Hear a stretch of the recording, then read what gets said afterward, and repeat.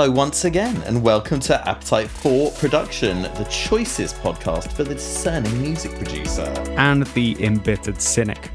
I'm Tim Cant, music journalist, producer, software hound, and digital man about town. And I am James Russell, or at least a plug-in emulation of him. Nice. You're not as warm as the original, but still, you'll do, Who can really tell the difference? Who can tell the difference? Yeah, totally. So, James, I believe you've mapped out an agenda for today. Yeah, Tim, today we are going to be talking board games. What? MIDI rings, or the return of... Oh, mate. Oh, man. The fellowship of the MIDI rings. One MIDI ring to rule them all. We are going to be blowing steam about formats. I know it sounds really boring. Wow. But there is more to it than meets the eye. I got into music tech for the formats, mate, so that sounds really exciting to me. 2 words for you. Yuhi Eurorack. What? Yep. The guitar amp sim to rule them all. We've just done that. More different ways of releasing samples and accessing copyrighted material. Oh, okay. And a load more stuff that's been happening in the world of music production and music software. How intriguing. Let's get it cracking. Let's do it. So, Tim, welcome to our 5th episode. This is should be the last episode we record before we actually officially release these podcasts. Oh, how exciting. What an exciting time for the planet. Yeah, so if you're listening to this 5th episode first, what the hell are you doing? Go back to episode 1. Yeah, unless you've got more important things to do. We've made this way too complicated. Okay. So, as is normal, we're going to talk about some news, some stuff that is happening in the world of plugins. Tim, have you? This was released on April the 1st, but apparently it's not an April Fool. What? Korg. You familiar with the Monopoly? Yeah, sure. Otherwise known as the Monopoly. Yeah. Do you call it Monopoly or do you call it Monopoly? I call it the Monopoly. I always call it that. Yeah, because you might confuse it with a board game if you call it Monopoly. But I was calling it Monopoly for a while before I realised, it's Monopoly. No, it's Monopoly. Oh, I know, but that's the significance of the name Mono/Poly is it's like Monopoly, but you still call it the Monopoly. Oh, or God, some people I call never it the even Monopoly. thought of that. Well, but it would be crazy to call it Monopoly. It's about to get even more confusing. Oh, God, okay. Because on April the 1st, they announced what I still think is not just an April Fool.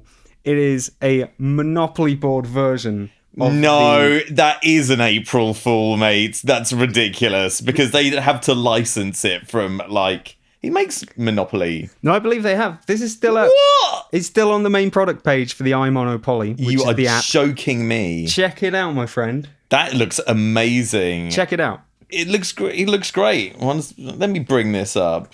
This is insane. I thought you were going to say that they'd come out with a synth called Scrabble or something. Yeah, they've got copyright signs and everything. It's still up there. This is... Why? Why, James? What is happening? See, this is lovely and it's cool. So if you can't see it, if you want to see it, go to a4ppodcast.com and we'll have a link below this episode. The knobs are Monopoly playing pieces. Yeah, the knobs are Monopoly playing pieces. The battleship and the car are... Well, the car is there at one point, but I don't see much battleship. I want the battleship back. You changed the portamento time with the dog, mate. Yeah. This is blowing my mind. So... VCOs, we've got 4 of them. 2 of them are brown, Old Kent Road and Whitechapel. 2 of them are light blues. You got your Euston Road, Angel Islington, Pentonville. Okay. We got oranges in there for the VCA envelope generators. The filter and the filter envelope are the pinks. Yeah. Your upmarket Regent Street, Oxford Street are Portamento, G-Tune, Transpose. And you got your classy, your Park Lane, your Mayfairs, your unattainable elite arpeggiator, pulse width. You really know your Monopoly, mate. Oh, yeah. James isn't using any notes for this, guys. No. He's using his special savant board game loving skills to come up with this off the top of his head. And he got your reds for output and master, Trafalgar Square. Oh my God. You've clearly played a lot of Monopoly. I have not stopped. So you've also got what's cute, the little go arrows. I'm not sure are they switches, do you reckon? Hang on, what am I looking at? Looking like the top left. Yeah. Oh, God. Yeah, they are. They're on-off switches. Go straight to jail. Go collect Yeah. €200 or whatever it is now. That is effed up, dude. Have you noticed that the oscillators each have a little electric company bulb next to them? Oh my god, what the... Yeah, they do! So you already sort of mentioned you turn the dog for some of these mods. Now, where is that dog facing exactly? Is it the dog's nose? Is it the dog's I'm ears? assuming that in this picture it is the nose and the portamento time is set all the way down. 'Cause Right. that's what the dog's looking at. Yeah, true. I'm That makes assuming, sense. yeah, I'm assuming it's how you'd. But I like with the thimble. No human being would place the thimble like that on a Monopoly board. True, exactly. The thimble would just be Facing upwards out. or downwards, I suppose, if you're absolutely insane. And, I'm always harping on about the battleship. The battleship is the pointiest Monopoly character. Where is it? Well, it's not here. That's the problem. Well, why not? It ain't here. Did Monopoly recently change one of the things so it's a cat? I don't know. What is the thing that looks like a metronome? That is the iron. Or the wheelbarrow. The wheelbarrow. No. The thing. Okay, so check out the pulse width modulation intensity. Yeah. It's a wheelbarrow from the top. Where did I've never seen a wheelbarrow in Monopoly. Yeah, they've had it for a while in the official sort of set. What? What's your Monopoly token of choice? Dog, obviously, mate. I used to go with the dog, but now I'm a bit more refined and I go for the iron. I do quite like. If I can't get the dog, I'll have the iron. I was never into the vehicles. No, well, the car's pretty cool. But if you roll like double one and you're just like going 2 spaces in the sports car, that like the irony of that is just horrendous. So yeah. But yeah, if you get the iron, you can feel like you're multitasking. Yeah, you're doing some ironing. Getting at the same some time. shit done, my friend. I'm not just playing. I am working. What I don't get is what I want Korg to be working on is bringing loads and loads of their workstation keyboards to plug-in versions. I know but you do. instead they're making board game licenses. Yeah. I mean, is this gonna sell more copies of their iPad freaking synth? Really? I'm considering buying this, but I'd probably just rather play Monopoly. Yeah, I don't get it. This looks like it took work, man. More to the point, what should they have done differently? Oh my god, there's different pictures. Hang on. Oh my god, have you seen the Chaos pads?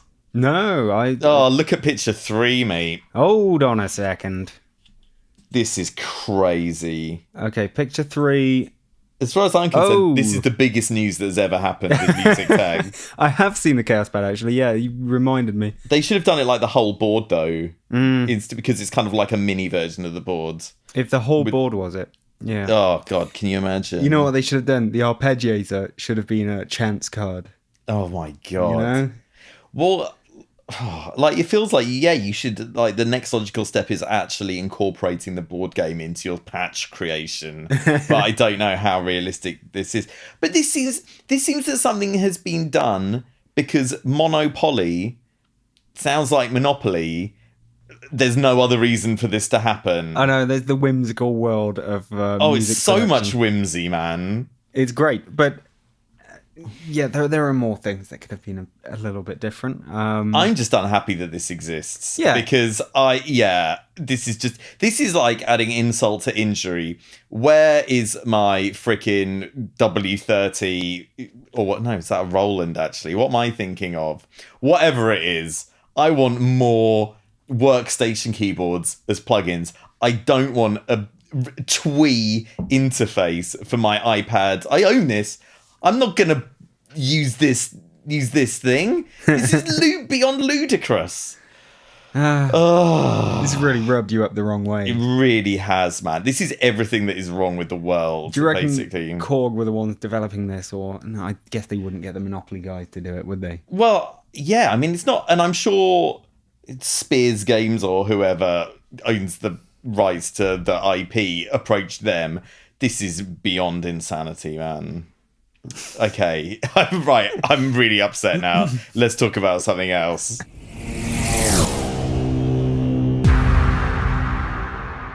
Would it perk you up if we talked about the new MIDI ring?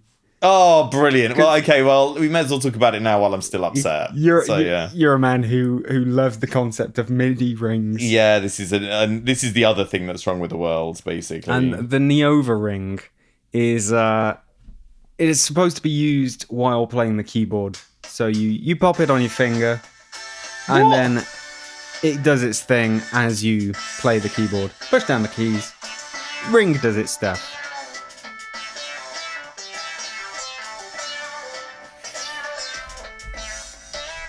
Now, the first and most obvious thing wrong with this, other than it being a MIDI ring, is that there's a massive wire on it.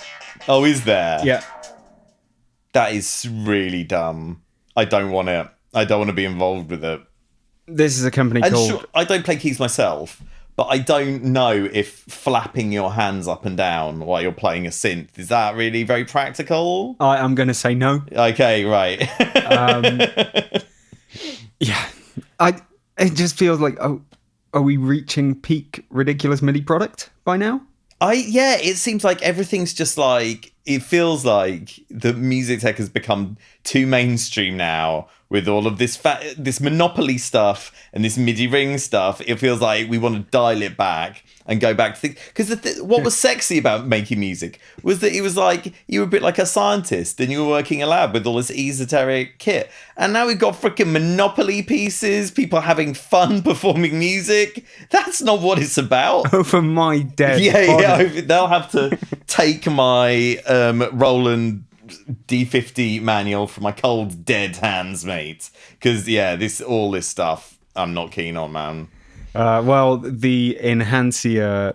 Is that what it's called? That's what the guys are called. The Enhancia Neova is this MIDI ring, and it is currently on Kickstarter, due for delivery March 2019. So you've got a year to bring them down. Oh, wicked. Okay. I'm going to chop all the fingers off every synth owner between now and then, and that will hopefully stop the Kickstarter from reaching its goal. Maybe you can just chop their ring fingers off. Well, okay, maybe that's good. Well, I could put it on another finger. I don't know. And it connects with a lead, does it? Yeah, it connects via USB, or you can connect it to other MIDI gear. I'm sure that there's someone out there who's just like, oh my god, this is exactly what I want. What I don't get is, what's the advantage of this one over the other one that we were talking about a few episodes ago, which doesn't have a cable coming out of it? Or the other ones that have come out in the past. Yeah. I don't think any has an advantage. I don't think there's such thing as an advantage when you're talking about a MIDI ring. Yeah. Like, why not just like stick it to your head and then you can like do head nods sort of things easier. That'd be easier than having to flap your hands around. Or you could put a sensor on your foot, so when you press your foot down, it like sustains the notes, for example. That is a brilliant idea. If there's some way you could incorporate that into an actual piano, then now you're talking. And maybe another pedal next to it where you could sort of dampen it a bit, like a low pass filter sort of. Make it a bit quieter. Yeah, nice. I think that would work Practice really well. ring, you could call it. Yeah. Okay, sick. Well, here's our Kickstarter. Let's do that. We should set up a real a piss take Kickstarter for the MIDI keyboard. Okay, what it is it's a box. Audio in, audio out. Yeah. It looks like the bottom bit of a piano with like freaking brass pedals or whatever they're made out of. Yeah. And it's got a low pass filter and a reverb in there. You press your foot down. Boom, son. Low pass that stuff. Yeah, but other foot down. Bit of reverb. Yeah. Will it accept MIDI? No. Oh, God, no. No. What were you talking about? Not geared up to work with wireless MIDI or standard wired MIDI. It should barely work with audio, is what I'm thinking. Can we just have two phono cables on either side? Yeah, nice.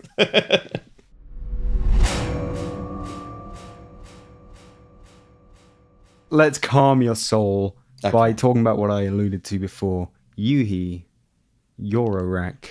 Yeah, this has blown my mind. So what's the deal, son? Yeah, well, Yuhi posted a little thing up on their Facebook page and seemingly teasing a Yuhi branded Eurorack modular. Wow. What's the word? Module. It's a module. Modular piece. They're making modular modules now. Yeah, Super Booth, which is in a few days now. Yep. They should be debuting something along these lines. 3.5mm jacks, The picture on their Facebook is only a little Yuhi logo emblazoned into a couple of into the frame with a couple of ports in there. What do you reckon? So we just have no idea. Is it just going to be Synth? Diva?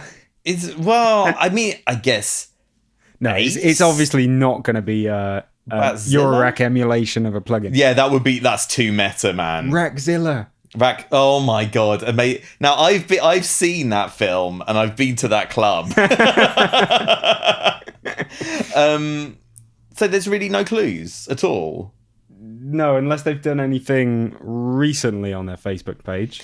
Well, do you know what? Fair play to Urs, man, because he is a wicked developer, and I'm sure if he's coming out with some hardware, it'll be sick. I mean, maybe he'll make more money with flogging hardware than software. I mean, that's got to be a real big incentive to move into the hardware arena. Probably a passion project for those guys as well, because sure, they love great sound, and I assume they love Eurorack because they're in Germany, right? So who doesn't love Eurorack? Well, totally, man. You know, Germans have to make techno for 2 hours a day by law, so it kind of makes sense. But looking good. Yeah, cool, man. Well, I'll be interested to see what happens. I'm certainly not going to invest in any Eurorack kit, though. I mean, we can pretty definitively say it's definitely going to be a synth, right? It can't not be a synth. He's got his whole effects suite and everything. Yeah, but that's like they haven't touched that for ages. No. But like if it is, say, no, it must be something new. It must be new and a synth, because it would not make any sense for it to be a software hardware emulation of a software emulation of hardware, or just a CV sequencer or something boring. Like that. I don't. I think it'll be something synthy, I guess. It's got a CV trigger there. It's got a couple of little lighty things which are looking lovely. Oh, I haven't done any like CV stuff for ages, so I can't even extrapolate from that picture what this might be at all. Well, it looks like we're going to find out in a few days exactly what it is. But it's nice. It's just nice to see someone doing something different. Yeah, man. I've got a lot of time for not in ring form. Yeah, man. Like I've got a lot of time for Urs. He brings out stuff that is really good and innovative and sounds great, and people love it. So do you know what? He's got carte blanche to do what he likes from me. So yeah, that's cool.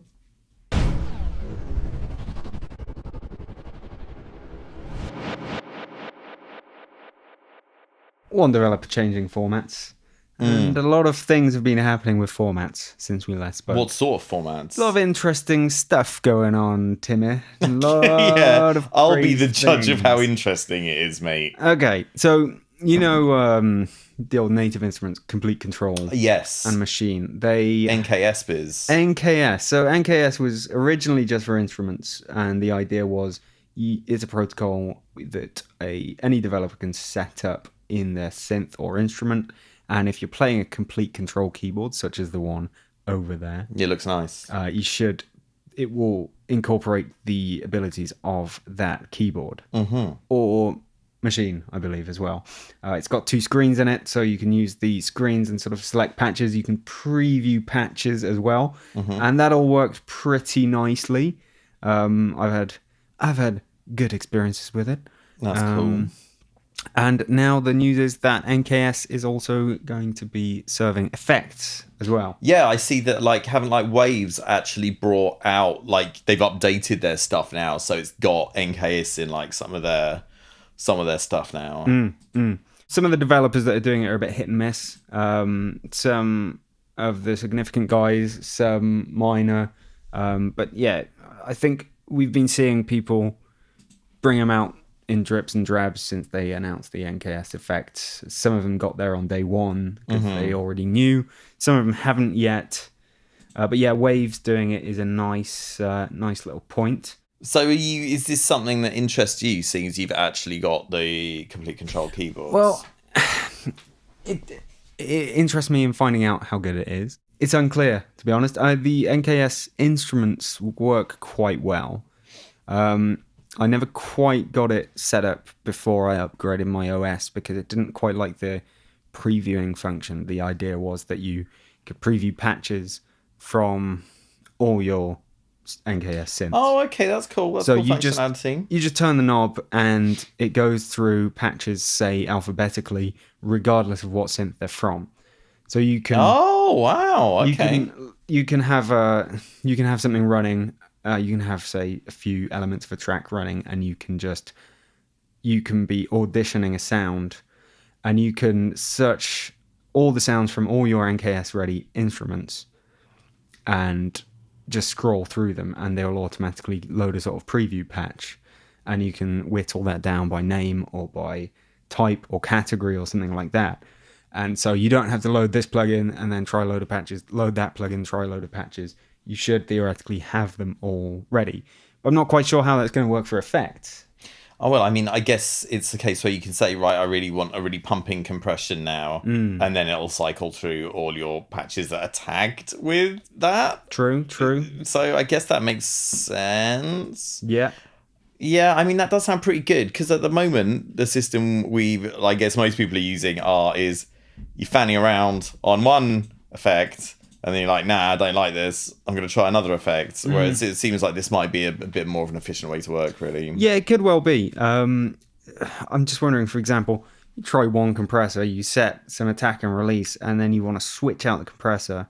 Would it maybe keep the attack and release the same? No, is it going that deep? That doesn't seem likely. But having all your compressors switchable from one knob would be nice.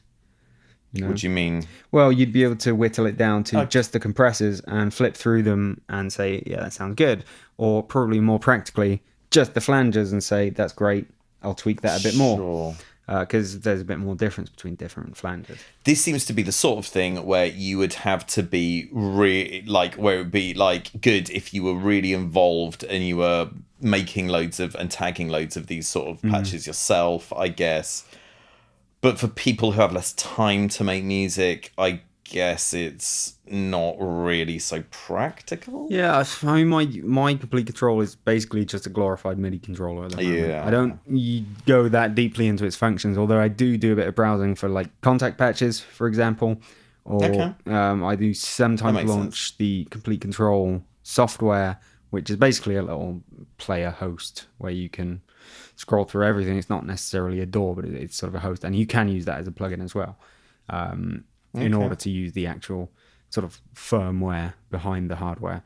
And yeah, it's quite good to scroll through and preview everything, but sometimes it takes quite a while to load everything. Like I feel like sometimes a contact patch, for example, takes a long time to load in complete control compared to loading in contact. Really? That might just be me being an idiot, but I have felt that in the past. I'm pretty sure you're insane, but I don't know. So yeah, well that would be annoying. So it looks like they've got a pretty big list of developers there, though. Developers on board. AAS, always good. Arturia, best service. Most of these, by the way, will be the guys who have set up their instruments with it.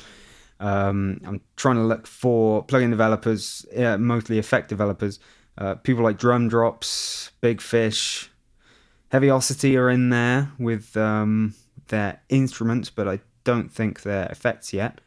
Impact Soundworks, Korg are in there with their weirdly named synths, London, Madrid, Marseille, blah blah blah. What are those? Have you not heard of those? There's the old it's the old Korg gadget where all their different little modules and small instruments are named after towns, which is that's one way to get around copyright and intellectual property, but it's one way to confuse the fuck out of people. What's Swindon? Yeah, the Swindon Swing Generator or something. Sick! Now you're talking. The Reykjavik...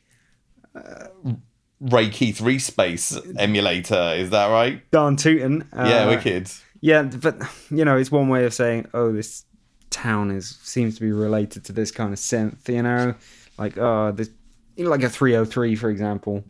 Yeah, has it's Detroit. It has its roots. Going back to NKS, Luftrum's on there. Shout out to Luftrum.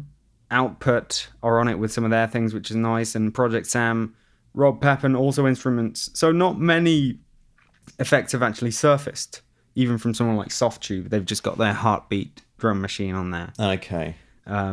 Spitfire have got Mr. Hans Zimmer. Yes, he is NKS compliant. Oh my god. Or so I'm told. Yeah, right.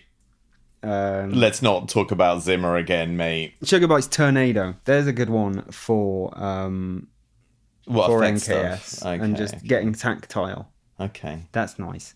And yeah, Yoo-Hoo on there. People are getting on it. But, it must annoy developers when standards come out. Fortunately, NI are quite good at saying, look, this is just a standard. We're not trying to replace all of the standards. We're just offering something else. Yeah, I mean, I guess it makes sense. I'm sure there are people out there who are going to find it incredibly useful, and I guess it's, a selling point for devs as well. So, more power to them, I guess. And to have waves on it. Waves. Yeah. You love, obviously. I love waves. They've definitely got a lot of their effects on there, so that's great. If you got wave effects, if you got a complete controller or a machine, you can mess about with them relatively easily without having to touch your computer. Because who wants to touch a dirty computer? I know. Well, let me bang on about mouse and keyboard for a bit, mate. Okay. My Logitech mouse that I love, which I got with a second-hand computer that I bought in the noughties or something, stopped working the other day. So I had to go out of my house. Oh my God. Yeah, I know. I had to go to PC World, but... Is that still a place? Mate, there was no one in there under 50 apart from me and the staff, basically. And everyone in there looked really confused. By any chance, did they only sell like 70 quid hyper mouses? No, well, let me tell you this, mate. Okay. The mouse I bought was 5 quid, wired Advent mouse, and it's beautiful. It's one of the best mice I've ever used, mate. Cheap mice. We're living in a golden age of cheap mice now, mate. You've got all these like crazy gamer mice with like 60 buttons. I've got 2 buttons. I was going to call it a mod wheel then. I've got a wheel. It's just a wheel. Mate, it's an absolute thing of beauty. So I'm well hyped with that. That's my new format. Doing everything with a new mouse. You should have gone to Maplin, or are they now out? R.I.P. mate. Toys R Us, Maplin, everything. Cakewalk, Woolworths, Blockbuster, what else? Starburst, Opal Fruits.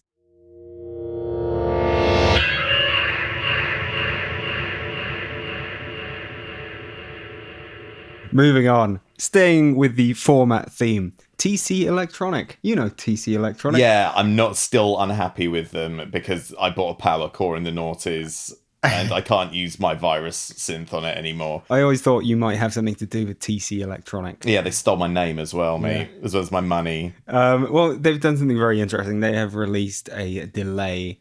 They have a supposedly legendary delay rack unit, the TC2290. Okay. Hardware delay. And they've released a plugin of it. And that plugin, get this is going to go meta. I'm going to inception you right now. Oh, God, what? That plugin has a dedicated hardware interface for it.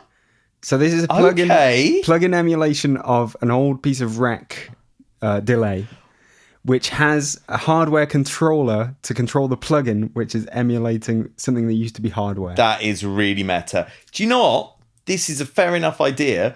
I wish they'd done it with the Power Core virus instead, because that's something people might actually want to buy. Like, I don't know how you... Why is using a hardware control good for a delay? Yeah. Because you think there wouldn't be that many strange thing controls to use it for. Like, synth, brilliant. Go ahead. So I can't really see that. Is it like it got like a nice big knob on it, or a couple of big knobs? No, that's the thing. It's just got buttons. It looks a bit like a black phone from the 90s. Amazing. It's sort of keypad style buttons. That is absolutely ludicrous. In fact, it has got the 012357789 .enter keyboard on it, which is exactly what you get on a phone. But you've got number buttons on your computer, and you don't have to take up your desk space. It looks nice, it looks cool. Don't get me wrong. I'd like to have it in my studio. Apart from it would take up desk space for one delay. For one specific delay, which is also a plugin, and you can just use the plugin. Yeah. How much does this cost? Because I want to get angry now. It's a very strange move, isn't it? How much does it cost? It costs 349 clams. Wow. American clams, of course. Okay. Oh, okay. Spondoolies. And it should be available June of this year. I don't know who that's aimed at. Any ideas? Weirdos? Yeah, but all this stuff is aimed at weirdos, mate. You're going to have to be more specific. It's got me thinking, isn't it time for a generic plug-in controller? No. No? What, like NKS, you mean? Well, that's the thing. A bit like NKS, but just It's a computer keyboard and mouse. a little one to have on the side of your desk. So you don't need a whole complete control or machine. And you can scroll through your NKS stuff, for example. You know who's already done something similar? Who? And I didn't appreciate until I saw all these things. Who? Softjuice Console 1. Oh, okay. You know, that's basically a channel strip controller. You've got compressor and EQ, and it works with a lot of stuff. So you have your compressor and EQ, and you can just knock between channels and reset everything. You are rolling your eyes. Oh, like a mofo. mate. Do you know what the future is? $4.99 Advent mouse, mate.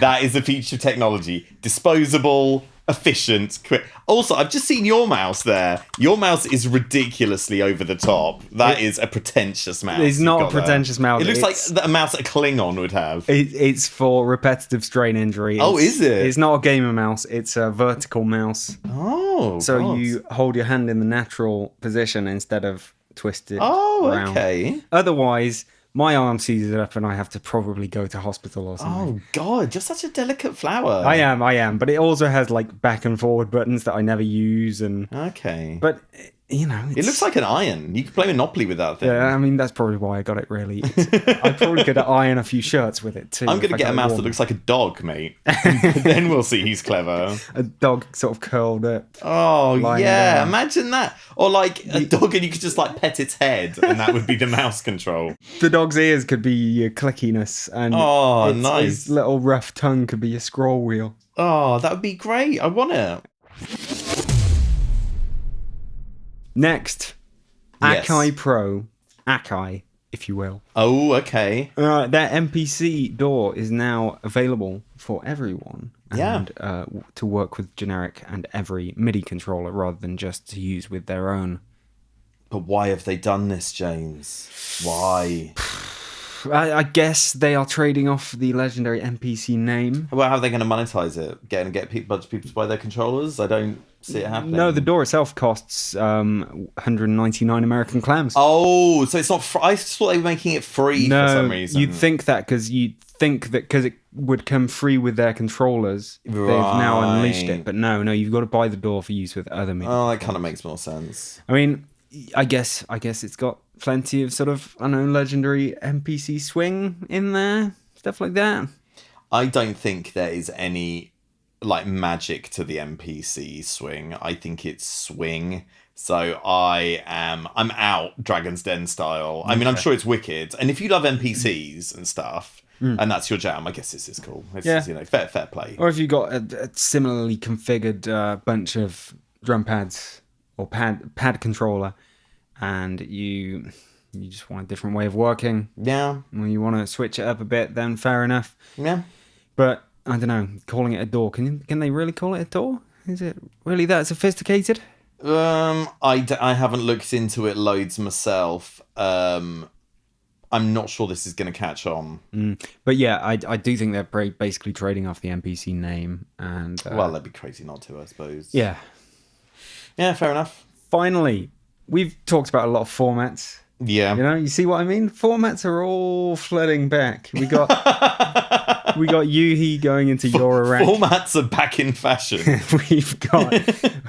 we've got Complete Control and NKS with effects doing some weird format stuff. We've got Akai. We've got a plug-in emulation of a rec unit which has got a dedicated hardware controller. And finally, we have Roland and Puma's 808 sneaker. Say what? Yeah, it's an 808 brand. Well, I don't know if I'd call it an 808 branded sneaker, because really, it just looks a bit like the 808 color scheme. Yeah, which is an ugly color scheme. Let's face it. I think these are only going to be recognized by people in the know. You know? Oh, great! So someone who knows what an 808 is can come up and talk to you about your shoes. Yeah, Kill me now. It's okay, you know. It's a shoe, but that's about it, right? Did you see the Sonic the Hedgehog sneakers that they announced? I didn't. No, are they just really huge and red? No, well, they were kind of pixelated out, so you couldn't really see the detail, but they look for pixelated shoes, they look pretty fly. I always thought they would kill your arches. What like having shoes? No, they don't actually look like Sonic the Hedgehog's shoes. Can you actually run incredibly fast in them? Oh, well, of course. You've got to go fast. Yeah, do sure, loops sure. and stuff. Yeah, well, it's a shame because when anyone says drum machine shoe, you want it to go boom. Yeah. Boom. Exactly. Right foot, left foot. Yeah, right foot, left foot. Yeah, sure. And, that's not happening. Maybe the heel could be the kick. Yeah. The toes of each shoe could be open and closed hat. And the heel of the other foot can be the snare. Well, you see, you're going to have to kind of walk with a bit of a skip to get that swing sort of thing going on. Yeah, do you know what I mean? I walk with a bit of a skip anyway. You've got swag. I don't think I haven't noticed. You skip on down. Yeah, I mean, premium leather black upper, whatever that is. Micro perf vents, whatever they are. 6mm flat reflective laces. No idea. Yeah. Reflective midsole details. What's that? It sounds like something that's really for people who know what shoes are, basically. Yeah, they're Puma and Roland branded, but, and of course they're called RS0. RS-0. I don't understand that. Roland Shoe Zero. I guess so. They should have a glove called RSI that gives you crippling muscle and bone problems. And it should have a MIDI controller baked into it for wicked. when you're playing keyboard.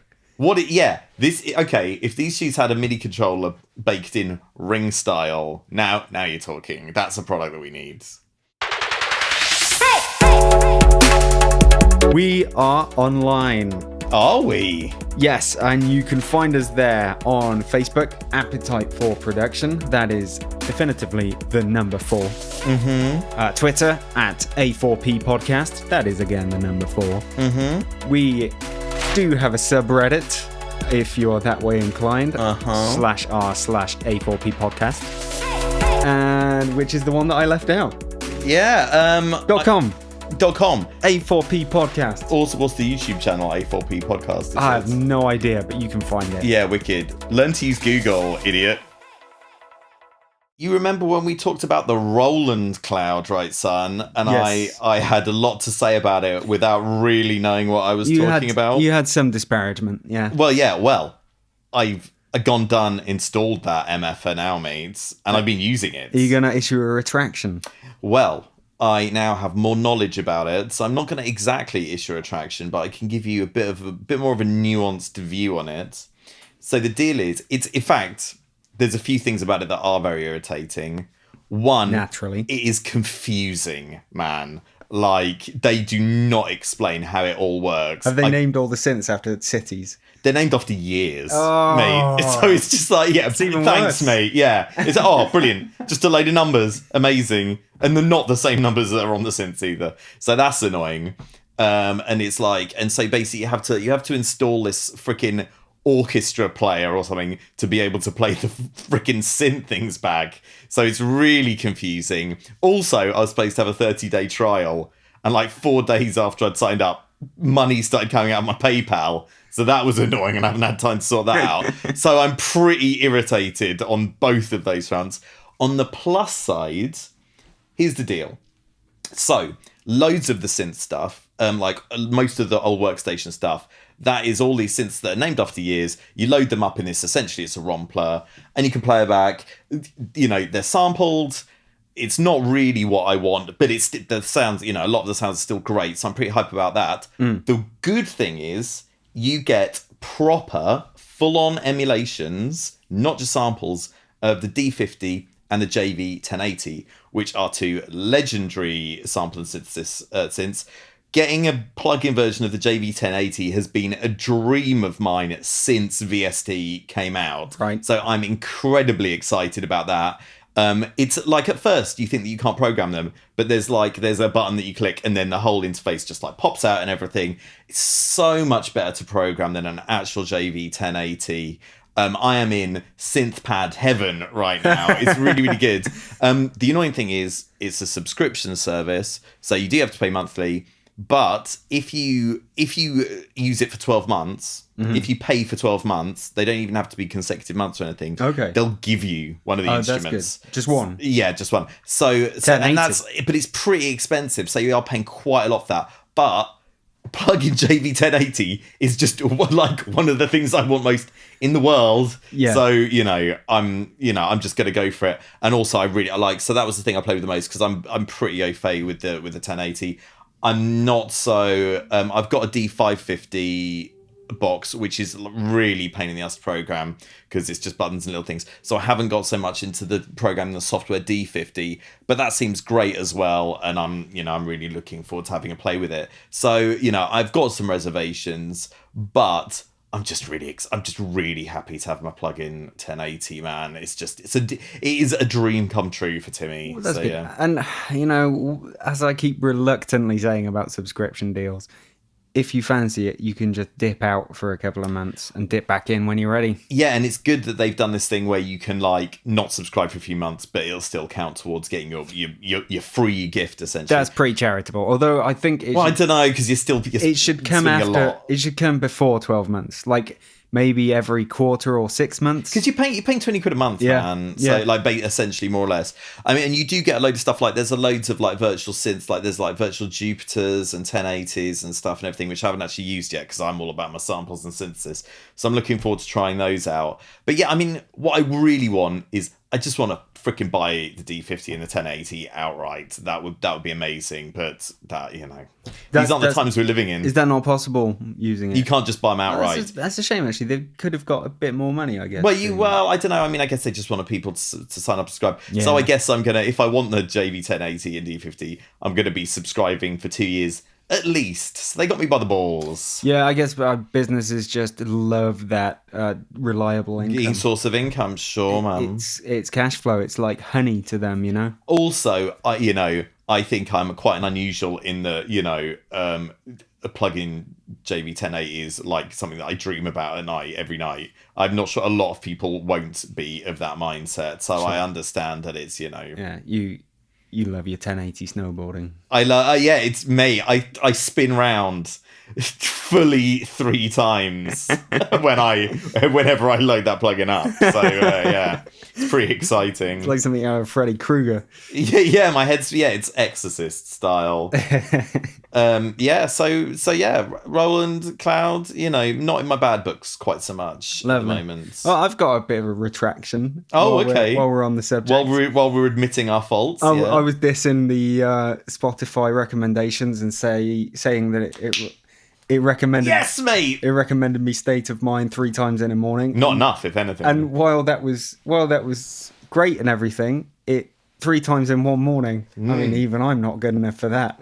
Right, okay. But it did give me the State of Mind bug, and I did start listening to a hell of a lot of State of Mind. Really? And I did also interview State of Mind. Oh my god! The other day. So I think Spotify, that recommendation and that heavy push for 3 times in one morning.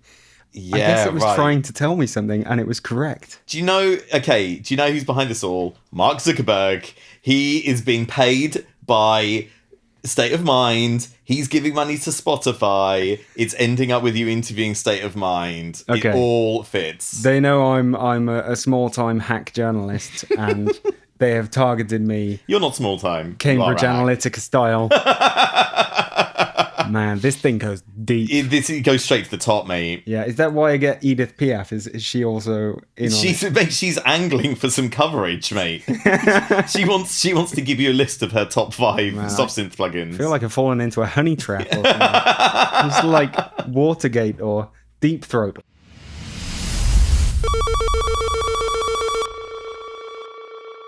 This isn't going to surprise you much at all, mate. I bought another Waves plugin. Okay, is it a workstation? No, God, I wish, mate. Waves made. Okay, hang on, let me guess. Talk. No. Not a one. I've already bought Talk, by the way. Never use it. Not a one knob plugin, right? No. I don't go one knob, mate. And I don't think it will be a Chris Lord Alge or a Butch Vig artist. Not for Timmy, series. nah, mate. Is it a recent one? No. It's a harmonic exciter or something. Oh, you're so close. Go on. Kramer tape. Kramer tape, which we were talking about. Amazing. Okay. It sounds wicked. Lovely. It sounds really good. Like for $29 or whatever I bought it for, absolutely wicked. I had a bit of a bone to pick with Waves because being a massive Studio One guy, I got their newsletter and there was this $50 off Waves plugins coupon.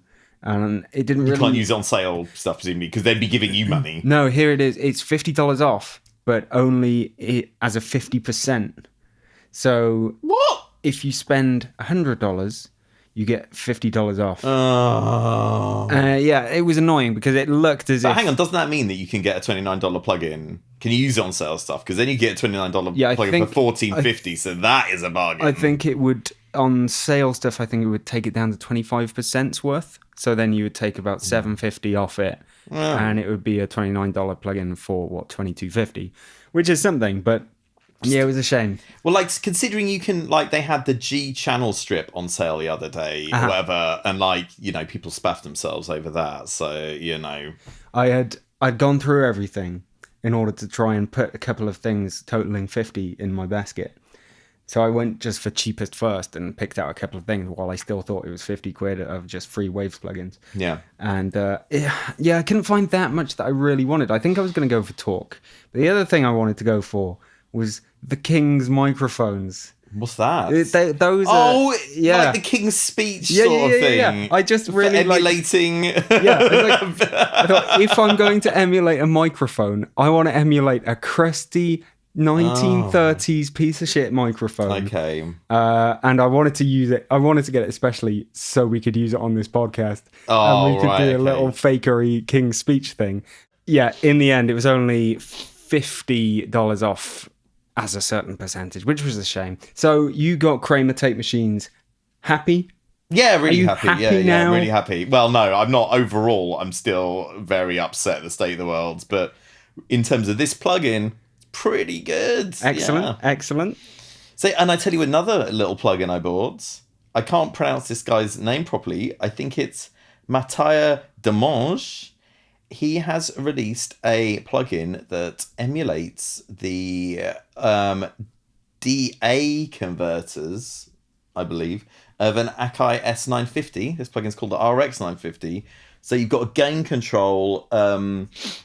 like a bandwidth control, which is essentially like a sort of sample rate reduction thing, a non-resonant filter, and something else I can't remember. Can you see on the interface there? Yeah. So input gain, filter, output level. Oh, okay. Mono. Yeah, mono. So basically you can drive bit crush and filter a bit. Okay. So this is getting you the sound of classic, not quite good enough digital. Yeah. So like sort of late 80s, early 90s sampling. The 12-bit legendary sound. Yeah. Okay, and how is it? It's fine.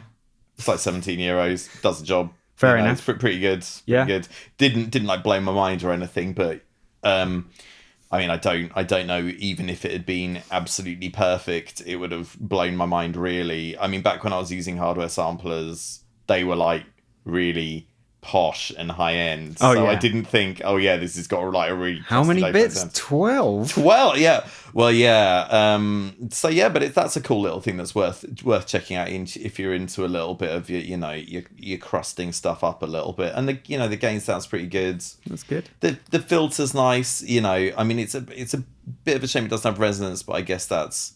I mean, I'm not familiar with the S950 in particular, but I guess that maybe that didn't have a resonant filter. And the bandwidth reduction is cool. I guess it would be a resonant filter after the conversion stage anyway, so you could put your own resonant filter on in a pinch.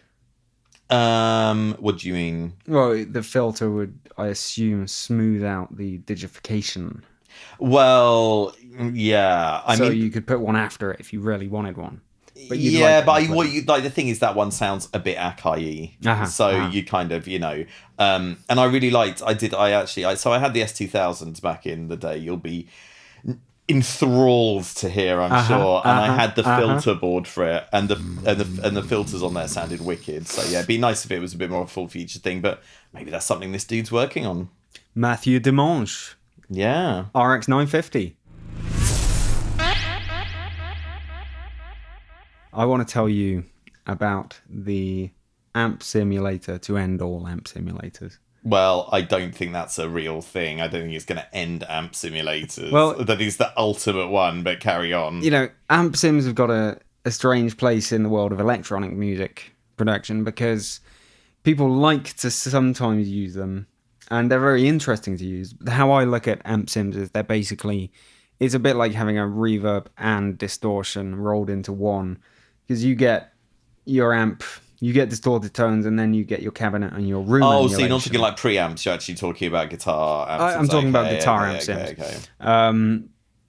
You know, it's basically room reverb plus bunch of effects. It's like a multi-effects plugin. Yeah. Depending how you look at it. Sure. Or you could take the cab out and you can just use it literally as a circuit. Springy reverb sort of thing. Exactly. But yeah, they're the kind of thing that everyone would like to use, but they're probably a bit too complicated to use for most electronic projects, because it's like hitting in a nail with a JCB or something. Yeah. You've got smaller things that can do the job.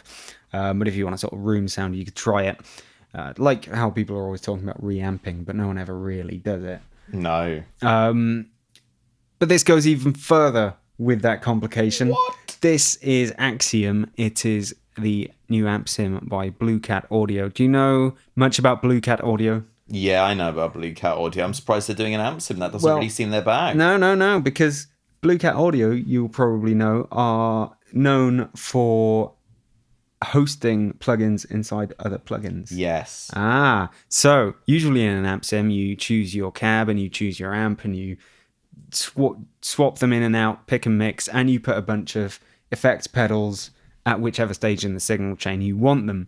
But because this is a Blue Cat plugin, you get to put your own plugins into your amp sim chain. So before the cab, or after the cab, or before the amp, or wherever you want it. It has 32 slots in and around it. You've got 32 slots. Yeah. Whether that's before, during, after, input, output, 32 slots, and you can put one of 40 built-in effects by Blue Cat, or you can just load one of your VST, AU, or VST3 effects into those slots. I guess this is good if your DAW isn't particularly friendly on the whole having loads of inserts and rearranging them sort of vibe. True, but it's also the fact that you can stick it at any point in the signal path. You just like the phrase "stick it in," don't you? I really do. So do you think this will be good then? I think it's what amp sims should have been for a while. Virtual, digital amp sims. Yeah, that's cool. I mean, it's cool they're taking it to the next level, and that's not. And I know that Blue Cat Audio have a kind of a rep for doing hosty sort of plugins. Yeah, but they don't really have a rep for doing these sort of guitar-y sort of things. They did Destructor a while back, which was just a sort of bear amp sim, not an amp for bears. But they find it very hard to play guitar with their bare paws. Big paws. Yeah, big paws. Big paws.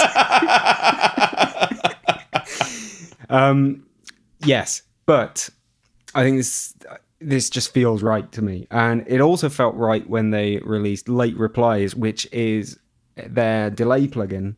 Very pretentious name for a delay plugin. It's a good name. But a delay plugin James. In which you can load effects into slots, including your own VST and AU effects, including in the feedback loop of the delay. That's cool. Fair enough. It's stuff in the feedback loop I like. That's brilliant. And it was a great idea. And the even cooler thing about Late Replies is that you could load an instance of Late Replies into Late Replies. Meta. You can also load an instance of Late Replies into this amp sim, Axiom, and I assume you can load Axiom into Late Replies if you want to. Flip. And you can go Inception to a whole nother level and never make any music ever again. Exactly. Because you've got so many plugins involved. Genius. And this, since it's Blue Cat, it's also available as a DirectX format plugin. I still don't get DirectX format plugins. Well, I didn't get them back in the day. I don't get them now. Blue Cat, king of the formats. Yeah, really is. Enough said. So formatty. Axiom, lovely. AmpSim, lovely.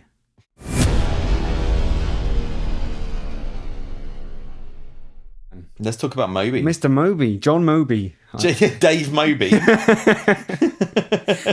Yeah, that's definitely his name. Yeah. Tell me what Moby's doing. What's he up to, eh? He is vlogging some of his kit for charity. When you say some, is that about 100 pieces of kit? Well, I believe that's accurate, yes. Okay. Like, I don't know, mate. To be honest, I think if you're vlogging anything, it makes you a bit of a lightweight. But, whatever. And it's for charity, so fair enough. That is fair enough. Moby is selling, amongst other things, his Roland Jupiter 6. No idea that thing even existed. Casio CZ1000. Juno 106. And loads more stuff. So I guess it's all going to be pretty pricey.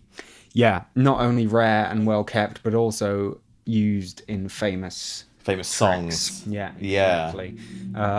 We should. What we should do is take bets on how much he'll raise in total. Oh God, okay. I'd love to do that. Just sort of. I mean, it's happening. Oh, it's happening today. Oh, let's bid on something, mate. Oh, what do you want? It might be happening right now. Oh, let's get some Moby gear, man. Come on. I saw this story a while ago and I wrote it down for the podcast, but I didn't realize it was going to happen on podcast recording day. Okay, well let's. It's for the Physicians Committee for Responsible Medicine, and I cannot find this auction on their front page for some reason. They're just terrible at marketing, this Physicians Committee. Search. It's got a search box on it. Moby. Search Juno 106. Dave Moby. Moby's nutrition tip. No. Moby's writing nutrition tips. Yeah. What is Moby all about, man? He's a bit of an interesting character. Well, that's the thing. Yeah, he was he originally a proper Berlin style techno, or no, he was an American. He was American, and he was making like proper straight up rave music. Right. And what a lot of people don't know about Moby is that he put an EP out on XL Recordings under the name UHF, which was sick and is some of his best stuff. Right. So that's worth checking out. But to be honest, he really started getting famous when he started making music that I didn't really like the Play album and all that. That was the seminal popular album. Yeah, but like he did like loads of like happy hardcore in the mid-90s. No one remembers that shit. And that was the cool stuff. We should definitely bid on this. Okay, I found the news wicked. story. What are we gonna get, mate? I've got no money, by the way. Yeah, it's fine. Roland have got all my money. True. Okay, so what do we... We're not going for whatever that is, because that looks really expensive. How do we bid on this stuff? Do you just like leave a comment on Facebook? Yeah. Just leave a comment that says $100. I'm trying to take my money. You're throwing money at the screen there. These guys really need to make it obvious how to get to their auction. Maybe we're just really thick, mate. Did you ever think of that? Maybe we are. Maybe we are. There's some pictures there. Is that Roland Space Echo? Moby Space Echo? Should Appetite Production That's gonna cost loads, mate. 2 sombreros. One each. Worn by Moby and the Flaming Lips Wayne Coyne in the music video for The Perfect Life. No, I don't want a sombrero. Yeah, but there are 2 of them, mate. So you and I can each wear a sombrero. Yeah, and that's sombreros, a good point. as every acoustician knows, are very good at stopping reflections. Oh God, that's a great point. It's basically a vocal isolator. Yeah, right. It's like having an SE. Yeah, reflection. Exactly. I'd definitely buy his 1210. How much is that going for? I can't find how much anything's going for at the moment. Come on, Moby, get your shit up there. Anyway, we'll check back later and see if there are a load of people raising their hands or something. Yeah, Moby did a thong. A thong. He made a and thong. And a sombrero. He made it. Yeah, I know. Yeah, you basically you want to team those up together for a really sexy look. He did a song that went up to 1,000 beats per minute. Have you heard that? Okay. Did it just translate back to 100 beats per minute? No, it just sounded like. Well, it became sort of kind of tonal. Surely I guess if you divide it by 2 a few times, it's 125 BPM. Oh, let's not get into once you get past a certain point, you just double it down. That's a shame. We could have put a bid on while recording the podcast. We could have solved medicine. Never mind. Made some physicians more responsible.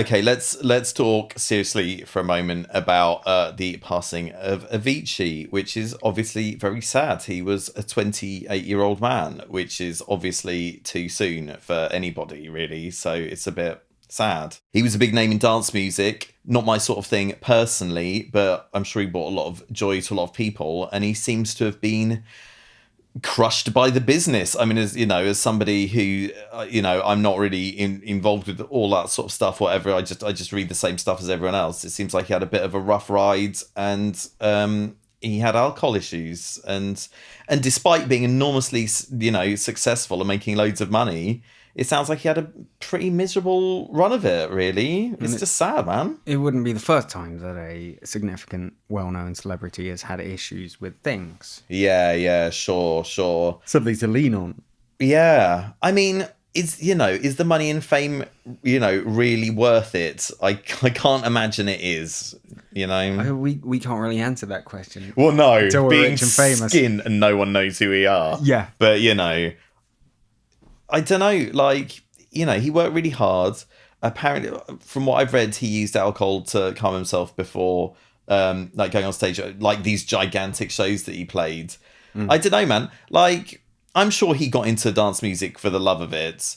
I don't know. It seems to be he was a literal casualty of the commercialization of dance music, and yeah, it's just really depressing. This is not what dance music or any sort of music should be about. It should be about people having a nice time and doing something that they love, not for the money, and it not being a horrible experience for them.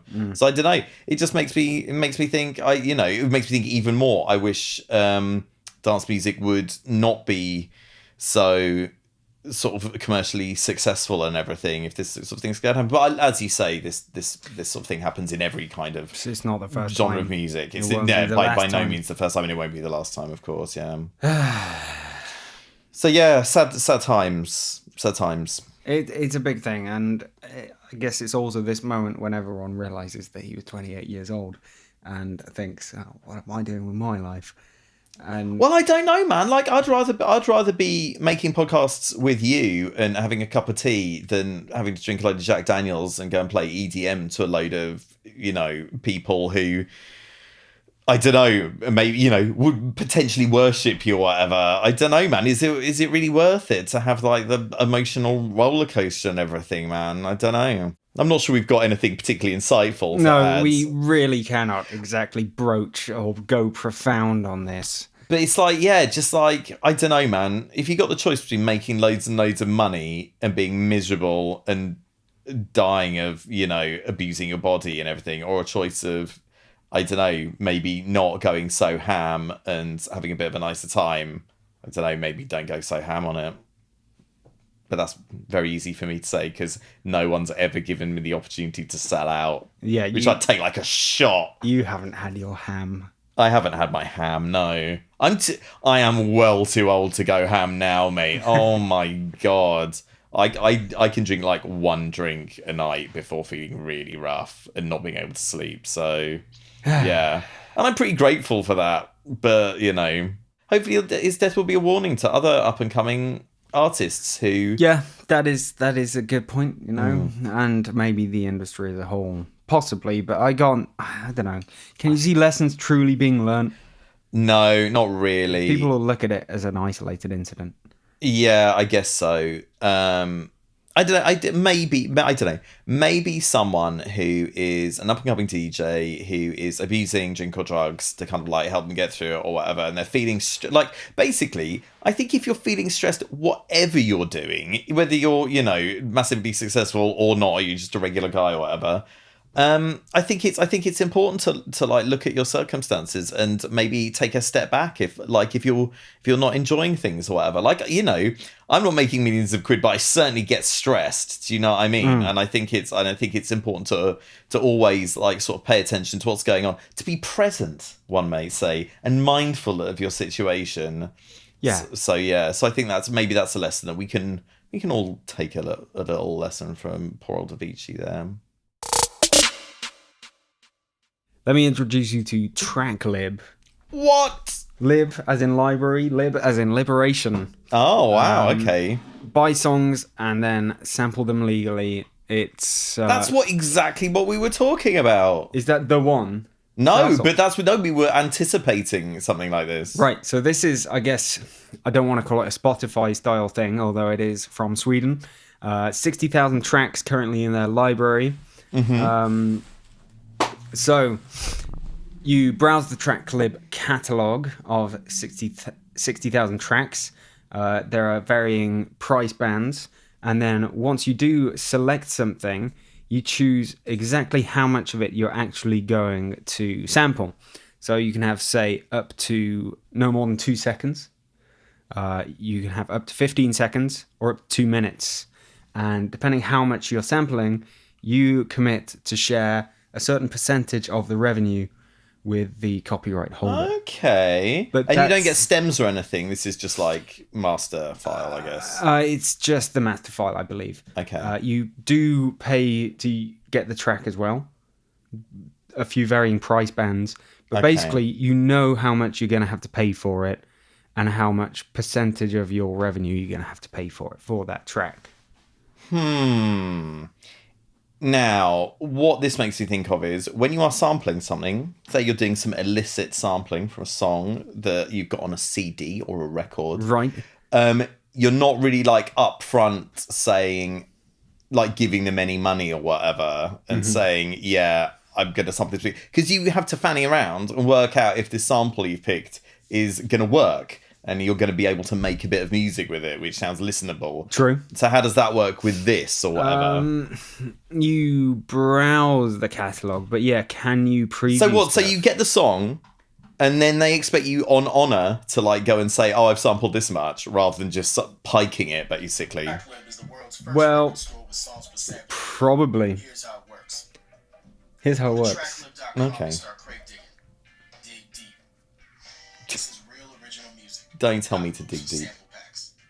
We have thousands of tracks from all over the world, and more is added every week. Listen to our collections of great music, or dig deep yourself and search by genre. So yeah, you gotta know by listening to it whether it's gonna work for you. Now, if they had a standalone app and a plugin in your DAW, which would connect so you could preview it in your DAW, that might do better. Loop Cloud style. Here's the thing, bruv. I sample a lot of stuff and bin most of it. So if I've got to go through some red tape rigmarole every time that happens, that is going to be not a good look. I don't reckon. So... Well, it's nice that rights are sort of taken care of for you. That's true. I like to pirate music when I sample it, though. Because I'm not making any money out of the music that I make. I'm not interested in the whole kind of like business side of it. Though I guess some people who, if you're making, I guess if you say you're a hip hop producer in the US and you're making beats for people and like a track you make might blow up and you might make a load of money, that kind of makes sense then. But then they would have to pay that royalty and you would come with a royalty for your service through this. Yeah, but it's like, if there's some money going around and everyone gets a bit of the pie, that's fine. But as somebody myself, like, I'm not really going to see any real money out of this or whatever. It's just easier. And I don't know, I can't speak for the results because I haven't listened to any of their music. So it's very hard for me to know. So I will have a listen though, because it's interesting. But just like, I ain't got time for that, man. Like, I don't know, it's real businessy. Do you know what I mean? Yeah, it is pretty proper, and you wonder how many people are actually going to use it to actually get them some money to keep it going. Yeah. I'll be interested. My initial impression is I can't see this lasting, but I'll check it out for sure because it might be amazing. But it's like, I don't know, for the artist or whatever, say I'm sampling them and I'm putting out a freaking liquid drum and bass tune that like 2 people buy or whatever, they're gonna get like 0.25 of a penny. Yeah. I mean, do you know what I'm saying? I do. It's not necessarily for you, but Yeah. I think what they might do, they might have so many young and new and amateur producers scared that they're going to get sued for whatever reason.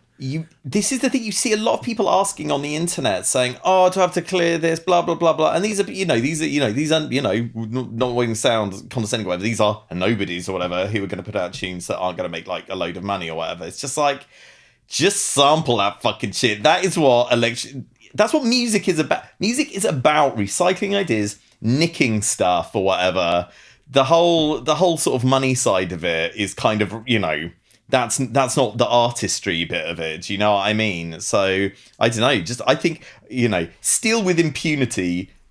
Don't make a load of money and don't get caught. Basically, that's my advice. I think your point being that they're probably not going to make money out of it anyway. Yeah. Only if you're anticipating making loads of money will it actually ever be a problem. And the thing is, if you make a load of money, then you could sort out any problems with the money. So, it's all right. Yeah, I think people worry about sampling too much. Like, there's so much copyright infringing stuff out there. It's freaking unreal, man. And there's so much that's basically undetectable until someone comes up with some kind of god technology. Yeah. Or you could just go for one of the BBC's 16,000 FX samples. Yes. Well, the thing is, you are supposed to, is it credit and stuff and everything? Right. I'm not.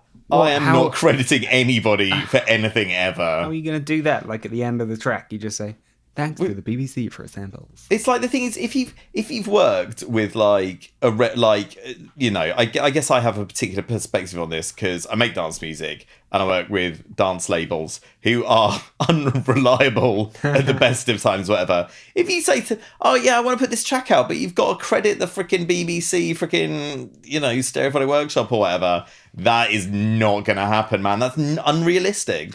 It's, first of all, Radiophonic Workshop. Second of all, whatever. These samples, these 16,000 sound effects samples from the BBC are being released under a license, which means they're usable for personal, educational, or research. So you can't put out tracks, okay? Exactly. So, you can mess around with them and all that. But nothing is going to stop me from sampling those and putting them in commercial tracks that make me 75p. Yeah. So whatever, BBC. Hey, you pay your license fee. I don't pay my license fee because the BBC is rubbish. I know that's a controversial view, but yeah, I don't like anything on the BBC. And their Radio 4 comedy these days is so bad. I feel like terrible. They owe me, man. Yeah, it is. It is terrible. It's so awful. Middle class dad jokes, mate. Yeah. It's all gone to hell. Yeah, it really has. So yeah, nice of the BBC to do that, but probably better just grab a load of NASA sound effects. They're basically public domain to do whatever you want. No, I want the BBC ones, and I'm gonna enjoy infringing their copyright and violating their license, and no one is ever gonna hear it or know or be able to tell. And that's how music should be. It should be made for you in your bedroom. About 3 other people hear it ever, and it violates copyright. 28 Spotify bots. Yeah. Yeah, mate, the bots love my tunes, man. Let's talk about the recent IK multimedia announcement. They posted an ominous picture recently, and the internet is abuzz. I saw this, but I just wrote it straight off as another big marketing scam. I mean, what I find interesting about this is the -7 graphic. Right. Which I can only assume stands for -7 dB. They are going to do something that means you can mix at -7 dB and it's going to sound like 0 dB full scale. That is the product. Are you serious? No, I'm not serious in the slightest. Good. I mean, surely it's just 7 days away.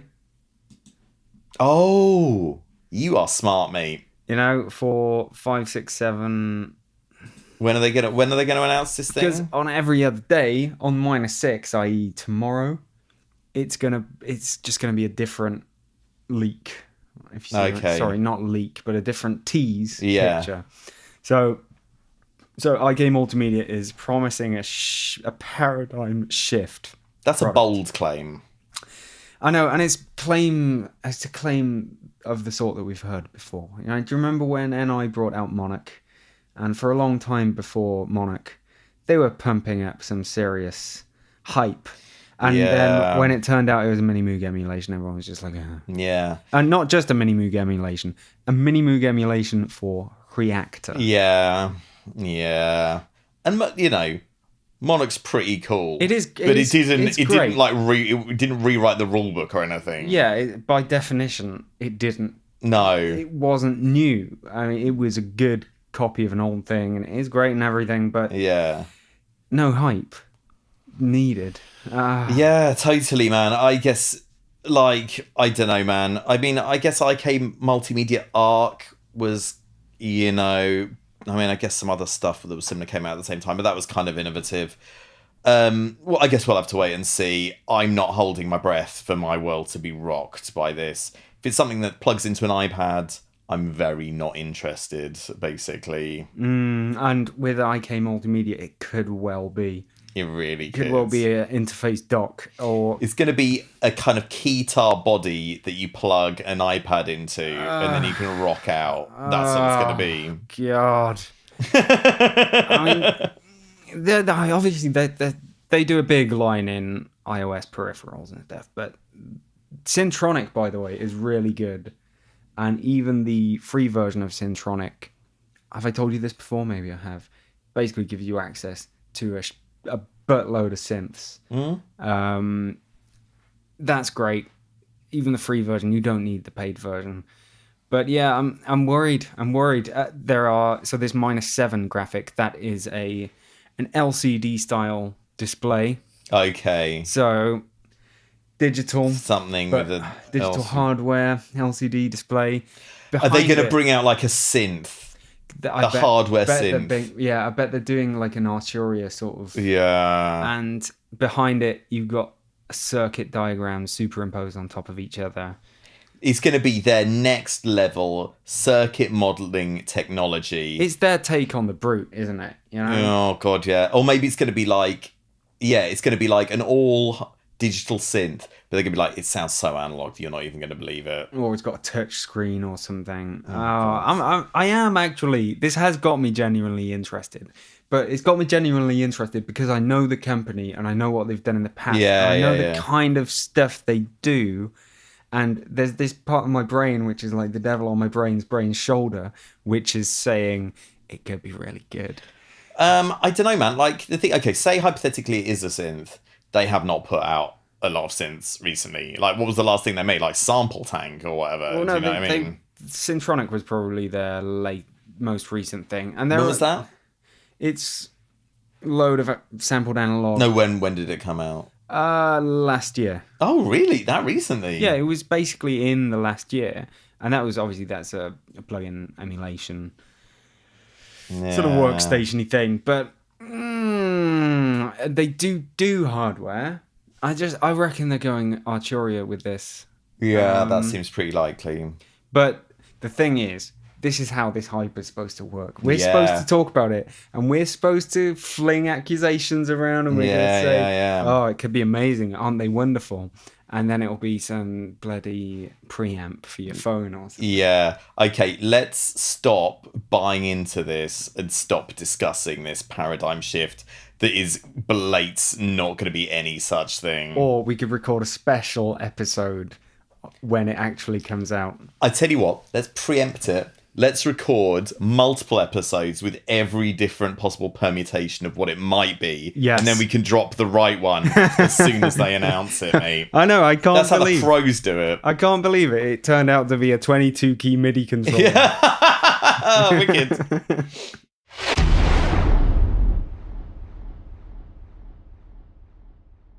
We've been on a theme recently about bringing things back from the dead. Mm-hmm. Did you see a certain Acid Pro?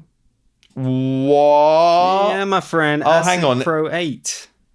And is this Magic's bringing this out? Magic's moments. Magic's can forget about me using any of their products, mates, because they are not user-friendly. I wasn't really... I don't think I was really around for the original Acid boom. I was, mate. Tell me about Acid. Acid was incredibly exciting when it came out because it was a really kind of like... So before Cubase SX came out and everything, it was a kind of realistic way to make music in your computer. It was mainly loop based. There wasn't really a lot of way to do like melodies and stuff in there, but it did time stretching really, really well. So it's really good. And I used it like back in the day for like making beats and stuff and everything, and it was cool. And it went on to become like a sort of fully fledged DAW. And I suppose its kind of most exciting moment was when Roscoe used it for a producer masterclass I filmed about 10 years ago. Legendary. And that was kind of like, I think that's the only Acid Pro producer masterclass that's ever happened. So yeah, so that was pretty exciting. But yeah, I mean, I've got time for Acid Pro. What have Magic's done to it? It's Windows only, I'm assuming, still. It's nice that they've actually updated it, but have they done no damage? I doubt. Well, has it got like microtransactions now or something? They've changed up the GUI, which is fair enough. Apparently, Acid Pro 8 comes with more than 1,000 clams worth of plug-in instruments and effects. Yeah, I don't want any of that Magic stuff. Yeah, it's... We've got to wait until it's out to give any kind of verdict, and you don't want to use it because it's Magic. It's Windows only, I'm assuming. I used to use Windows back in the day, but I'm not going back, mate. Yep, Windows only indeed, and it is 149 American clams. Oh, okay. To buy it outright, or you can go for a subscription of 7 American clams 99. Okay. Per month. Well, I mean, it certainly can't be any worse than Music Maker or frickin' Sequoia or whatever their DAW's called. So, you know, whatevs, basically. I mean, I would have liked to have seen an alternate reality where Sonic Foundry stuff got bought by somebody who really cared about it, and they brought out Mac versions of Acid and SoundForge and Vegas as well, which is a wicked video editor. So yeah, so whatever. I mean, you know, that's fine. It's nice to see it back. It was always a cool DAW. It was always a cool bit of software.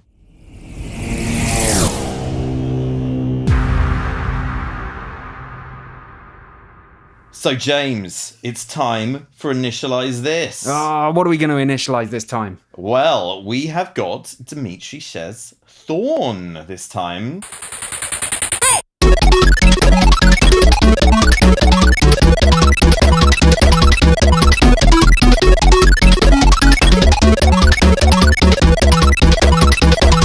So, tell me, what have you got? What are you seeing?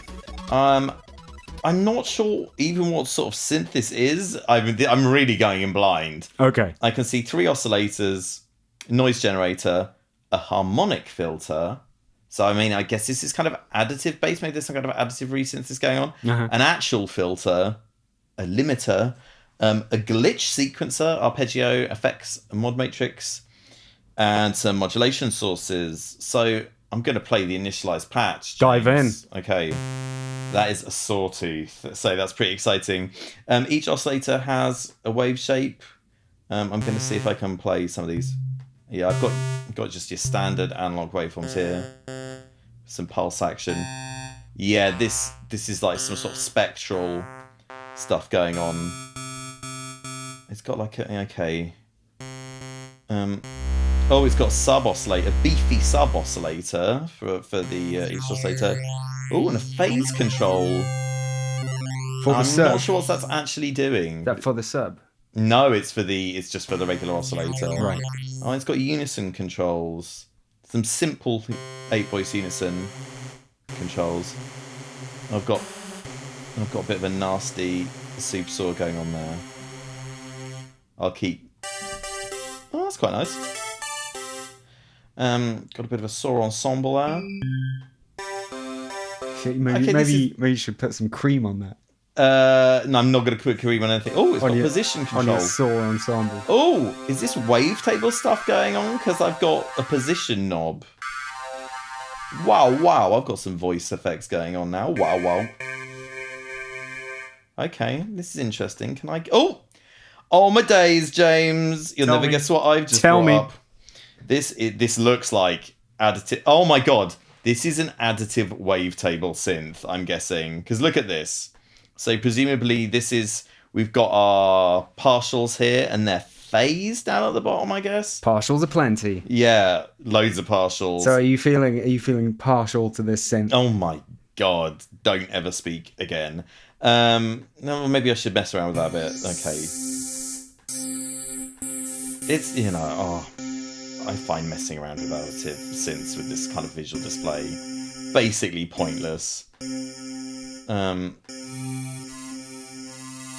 I'm just gonna fiddle around with the. Oh god, that's piercing. Oh, I mean that's fine, I guess. Oh god, I've just accidentally reset everything. I'm gonna have a look through some wave shapes. This is all fine. I'm gonna see what the harmonic fields does. It sounds like it's just like taking out. Oh, okay. You can balance it between high and low frequencies. So this feels like it's just like an additive oscillator filter that's working at the additive level. Oh, this. Okay, let me turn this actual filter on. Okay. Yeah, that's pretty much what you'd expect. The filter's got a drive, which is part of the course these days, I guess. In clean LP mode. Yeah, it's pretty software sounding. Let's try dirty LP. Oh, yeah, that's pretty beefy down in the low end, which I'm appreciating. Oh, it's self-oscillating. This sounds pretty nice, man. It's kind of better virtual analog shizzle than you'd get in most sort of additive-based synths, I guess. Mm-hmm. Oh, God, yeah.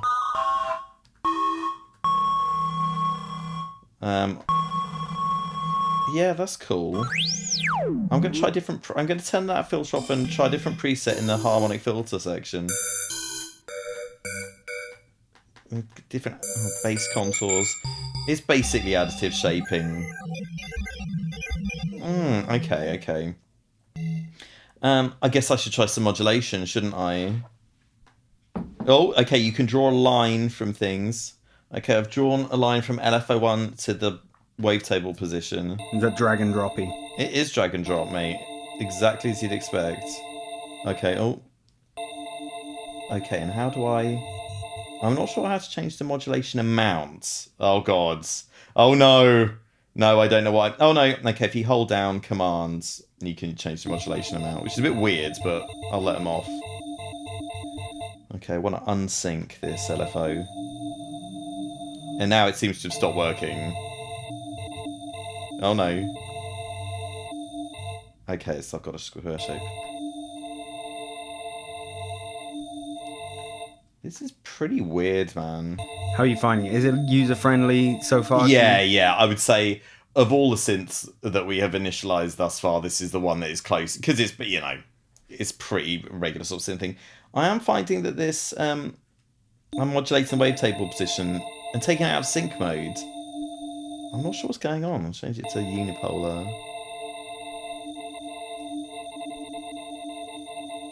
Oh, I see.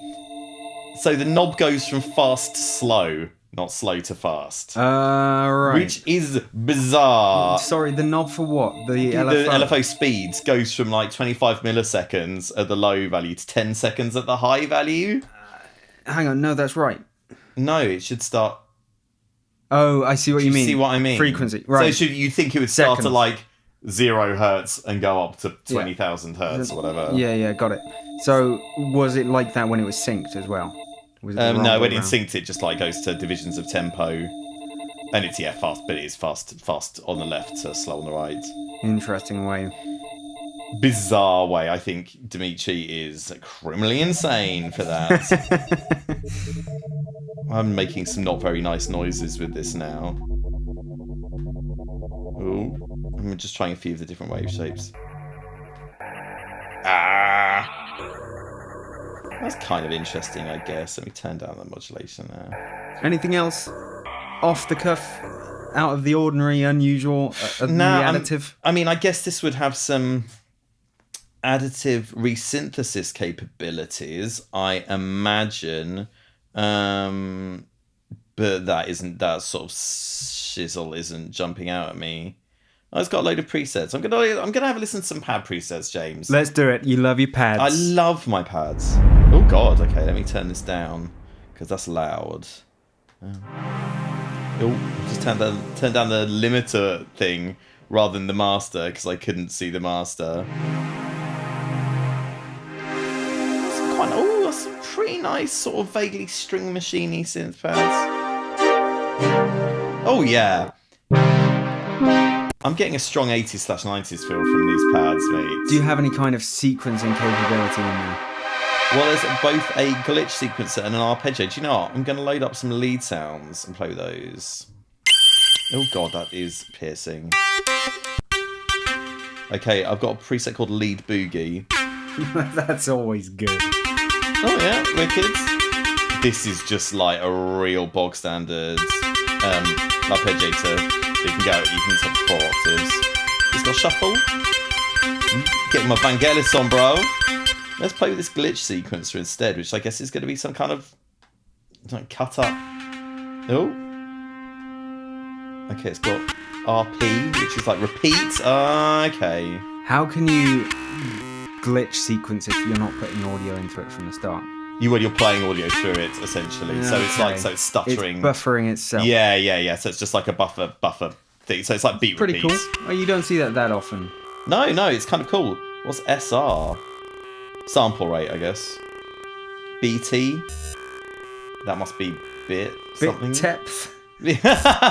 Yeah, it sounds. Probably the bits, right? Yes, it must be bits. Yeah, it makes sound rough. HP and LP. Oh, that's cool. Yeah, it's pretty interesting, man. Like, it's a bit of a different way of doing it to most synths, so that's cool.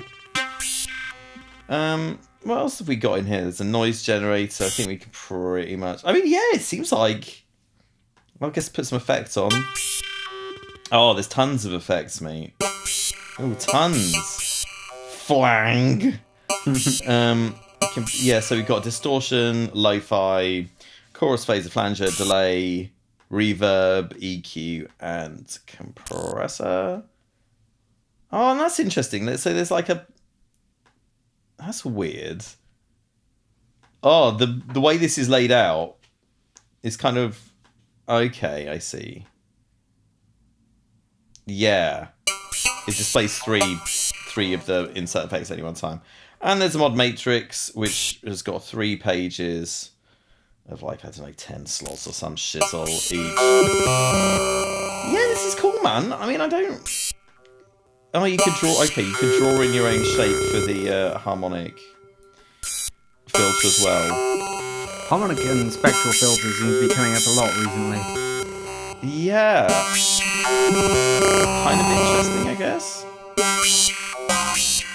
Wow. I've got back to Sawtooth already, so it doesn't seem to have loads and loads of different wave shapes. I mean, I'm just going to try cycling through the... Yeah, this is kind of interesting. I mean, the obvious comparison... it's making some really weird noises. I mean, I guess the comparison is going to be Serum. Right. Because it's like a bit of wavetable and a bit of additive in there. Mm-hmm. I mean, yeah, I don't know how the harmonic filter compares to stuff in Serum, really.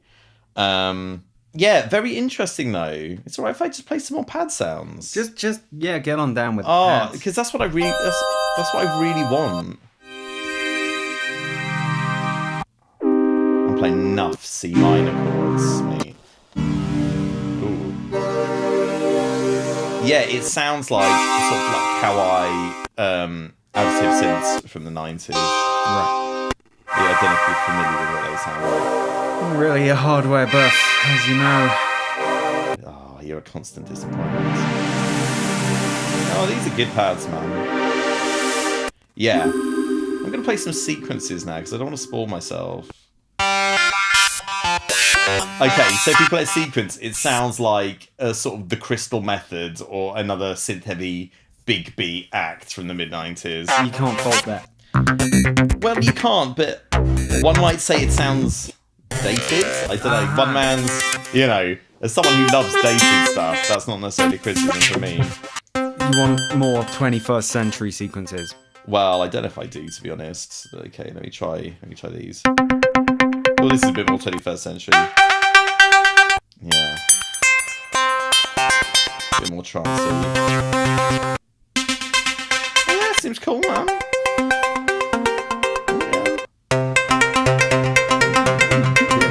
Yeah, cool stuff. Okay, I'm pretty happy with Thorn, man. I think it's alright. You love you some Thorn. Yeah, every rose has its thorn. Yep, And every night has its morn. Is that right? Okay, sick. Well, you've just ruined the entire day for me.